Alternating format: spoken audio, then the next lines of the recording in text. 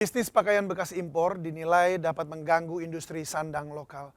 Untuk membahasnya lebih dalam, kami telah terhubung dengan Sekretaris Jenderal Asosiasi Perstektilan Indonesia di Jawa Barat, Bapak Andrew Purnama. Selamat sore, Pak Andrew. Selamat sore, Pak. Ya, terima kasih untuk waktunya, Pak Andrew. Terima Sebenarnya kasih. seberapa besar dampak buruk bisnis pakaian bekas impor terhadap industri tekstil lokal? Oke, baik Pak. Untuk dampak buruk yang memang dirasakan oleh teman-teman kami di industri tekstil ya Pak ya, terutama di Jawa Barat maupun saya rasa bukan hanya di Jawa Barat aja, di Jawa Tengah, Jawa Timur, dan satu Indonesia merasakan hal yang sama, di mana utilisasi itu turun Pak, turun hampir 50%.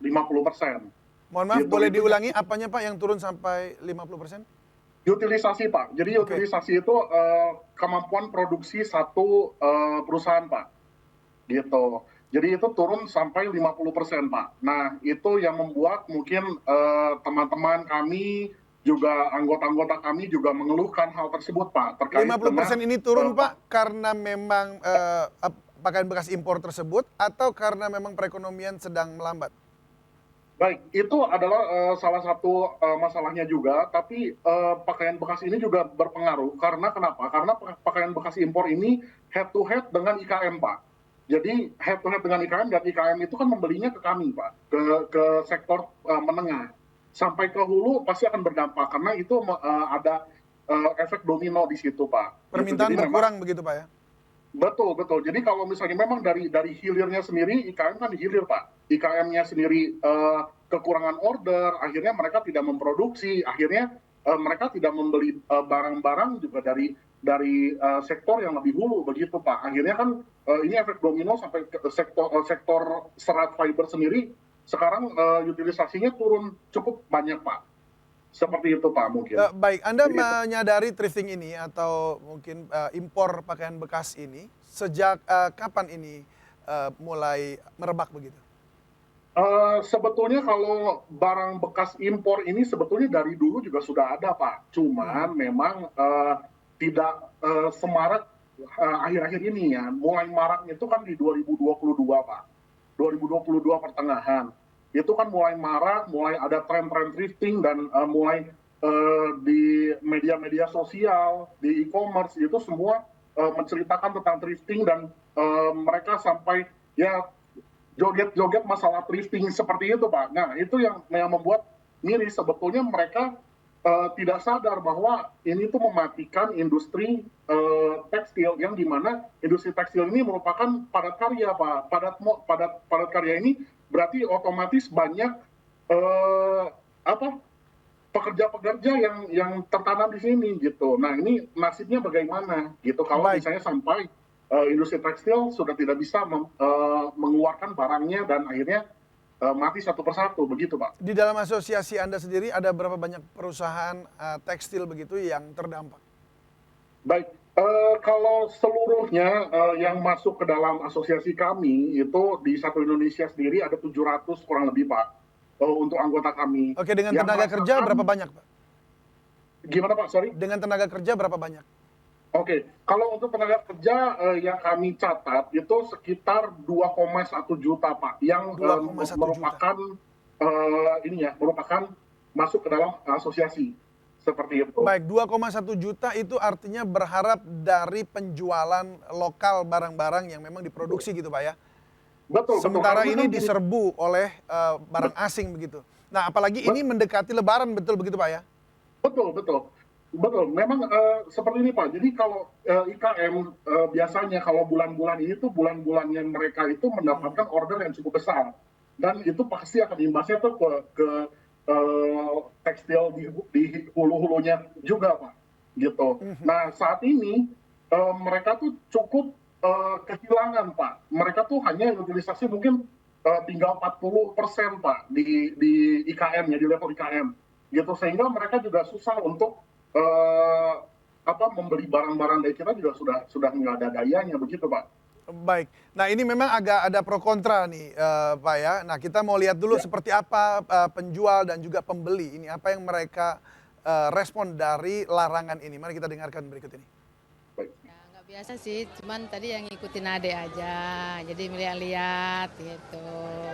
Ada yang 10.000, ada yang 25, ada yang 20, 50. Ya sedang lah, terjangkau lah untuk kelas bawah terjangkau. Ini tadi ada 2 jutaan.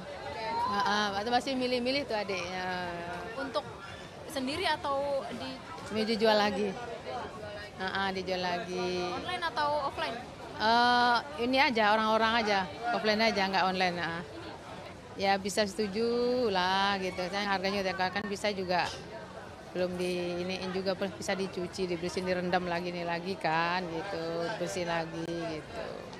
Ya kadang ya mematikan pasar-pasar ini juga sih, pasar-pasar kayak Tanah Abang gitu kan. Ya kan kalau itu kan harganya beda. Kalau ini kan ya modelnya juga hampir sama sih, banyak model pilihan orang kan. Kebetulan saya belanja bulanan ya. Makan kebetulan di sini kan ada barang-barang bekas ya second. Kebetulan ya kita iseng-iseng aja nyari yang sesuai dengan kebutuhan kita yang sedang saya cari, namun sesuai dengan kantong kita aja. Ada yang 5.000, ada yang 50.000 tergantung kualitasnya. Ya sama jawabannya. Kalau memang hal ini kebijakan pemerintah terbaik untuk kualitas penjualan ya, ekonomi kreatif UMKM di pemerintah kita.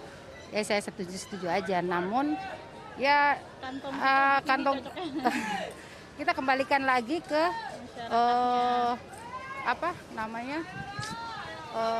kepunyaan kita gitu loh. Kadang-kadang kita pengen mencari kayak kiranya urgent ya.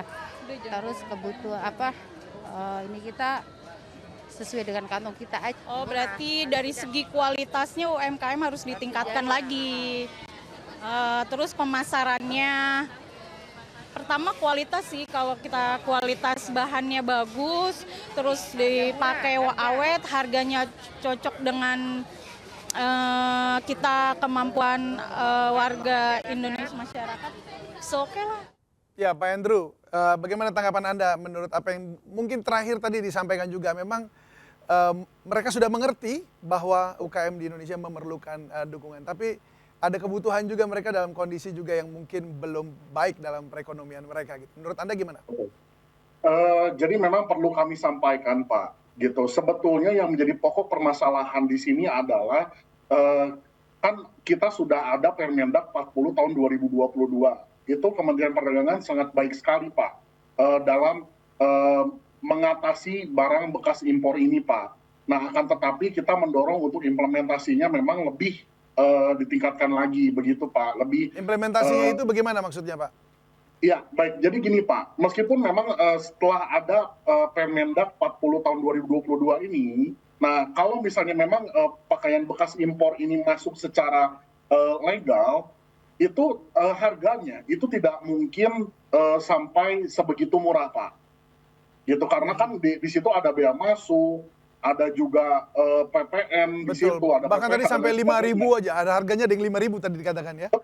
Betul, itu sampai 5.000 itu nggak mungkin. Saya rasa sama PPN-nya aja udah gimana Pak ya, gitu. Itu kan sangat-sangat tidak mungkin saya rasa gitu ya, kalau memang jalurnya itu betul. Nah ini kan permasalahannya, kita harus cek barang tersebut apakah legal atau ilegal. Itu, kalau Pak, menurut yang jadi Pak Mendak ya, Zulkifli Hasan dikatakan bahwa memang ada pelabuhan-pelabuhan tikus nih di Indonesia yang kemudian memasukkan barang seperti ini. Nah, apa tanggapan Anda? Ya, memang kita sangat sulit karena kita itu Indonesia itu negara yang kepulauannya banyak sekali Pak ya. Jadi memang mereka itu bisa masuk dari mana aja dan saya juga pasti saya paham bahwa dari kementerian maupun bea cukai juga tidak memiliki personil yang cukup untuk menjaga setiap pelabuhan atau ya pelabuhan-pelabuhan kecil seperti itu memang sangat sulit Pak. Gitu, tapi ya kita memang terus mendorong pemerintah untuk ayo bekerja sama dengan asosiasi maupun juga dengan pelaku usaha. Kita siap kok untuk membantu pemerintah, kita siap untuk mendukung program-program pemerintah untuk pemberantasan ilegal ini Pak, karena ini kan merugikan juga untuk pemerintah juga Pak ya, untuk negara juga, begitu Pak. Ya, baik. Artinya negara memang harus ada tindakan tegas di satu sisi ketika barang itu masuk di perairan Indonesia sudah pasti harus dilarang di awal, yang supaya barang itu tidak ada di sini kan, begitu maksudnya ya, supaya tidak ada Betul. diperjualbelikan di dalam negeri. Namun sekarang kondisi ekonomi dari 2 juta orang yang ada dalam bisnis Anda ini, dalam bisnis tekstil ini sudah sampai di mana? Apa sudah di bottom atau bagaimana? Kalau boleh dibilang Pak, ini lebih parah dari COVID Pak.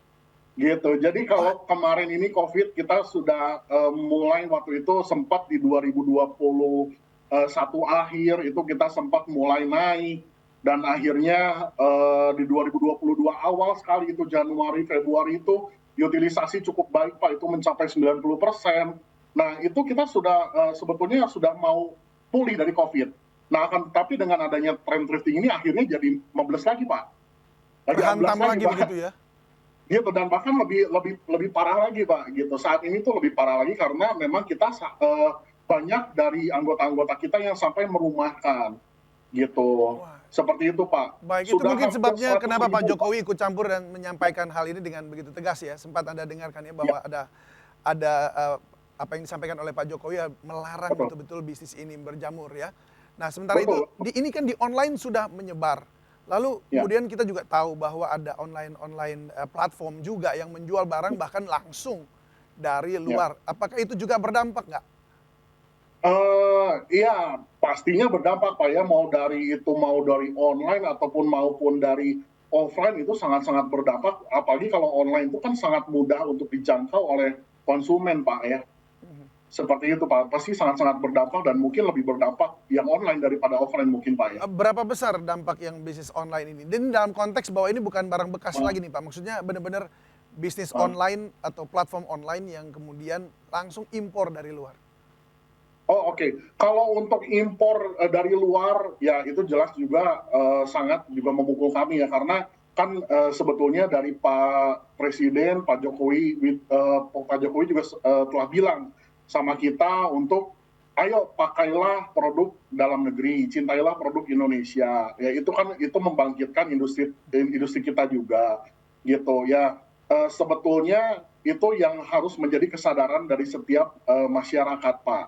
Gitu, dimana ya alangkah lebih baiknya beda sedikit ya, ayolah beli dari lebih baik beli dari produk Indonesia daripada produk yang memang kita nggak jelas juga itu apakah itu sehat buat kita, apakah itu baik buat kita. Itu kan ya banyak dampak buruknya lah Pak daripada baiknya ya Pak. Ya, karena dampak buruknya seperti yang Anda sampaikan tadi juga bahwa sudah mulai ada yang dirumahkan. Itu berapa banyak yang sudah dirumahkan saat ini? Baik, hasil survei kami Pak ke anggota itu dari 200 perusahaan Pak yang menjawab survei kami, itu hampir 100.000 pegawai yang telah dirumahkan Pak.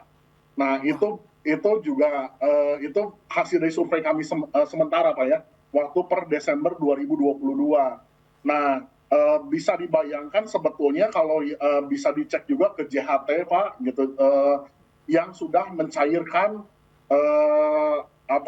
dari BPJS itu berapa gitu. Itu sangat banyak Pak. Saya sempat komunikasi juga dengan BPJS, mereka bahkan lebih dari 900.000 Pak. Wow. Waduh, ya, itu yang cukup mengagetkan juga angka ini Pak. Betul. Cukup mengagetkan. Betul, apalagi ini menjelang Lebaran Pak ya. Itu sangat miris Pak. Ya itu akhirnya jadi ya karena tren ini ya oke lah, itu barang murah gitu. Tapi kan juga dengan Anda membeli barang murah tersebut akhirnya Anda mematikan masyarakat lainnya, kan kasihan Pak. Nah itu yang harus kita edukasi dan kita juga beritahukan kepada masyarakat begitu Pak. Apa saran atau input dari Anda dan asosiasi untuk menyelesaikan polemik bisnis ini? Baik, mohon izin sebelumnya kalau untuk terkait dengan Permendak memang sudah cukup baik Pak. Akan tetapi memang kalau kita boleh menyarankan kepada Kementerian Perdagangan untuk segera merubah Pak dari pengecekan pos border menjadi border. Nah ini kan pakaian bekas ini kan masuknya itu dari HS code yang HS 61 sampai 63, di mana itu tuh semuanya masuknya ke pos border. Nah pos border itu kan diceknya tuh nanti Pak. Jadi begitu barang masuk diceknya tuh nanti setelah beberapa waktu baru dicek.